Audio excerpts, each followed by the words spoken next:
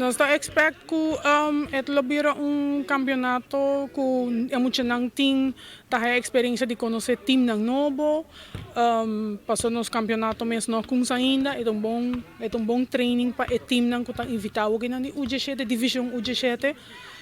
Depois nós quer seguir com a Copa aqui, pero tem mais divisão, passou petição não tem para de Corsou e mais clube de Bonaire para vir Aruba para o campeonato não aqui.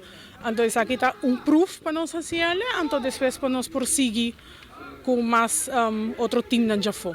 Que man tur time tá wega contra outro, tu time tá para outro, e dois promenem, que me promete de dois, de tur time não tá final, ande outro dois não terceiro com quatro lugar, com o último lugar de março. O que tá passa com etawata na nos veld, na River Plate, pero debi ne tempo nós aí nós também te yara, nós saco yara tá tiquileu.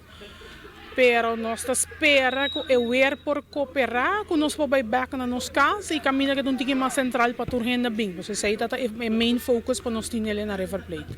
Sim, nós agradecemos full a comissão e diretiva de River Plate que atraja incansável para essa aqui. Me quero agradecer que ora que me apresentaram o projeto e não tomei mão abrir. Então, nós agradecemos a gente para mim não olvidar nenhum gente que ajuda para essa aqui.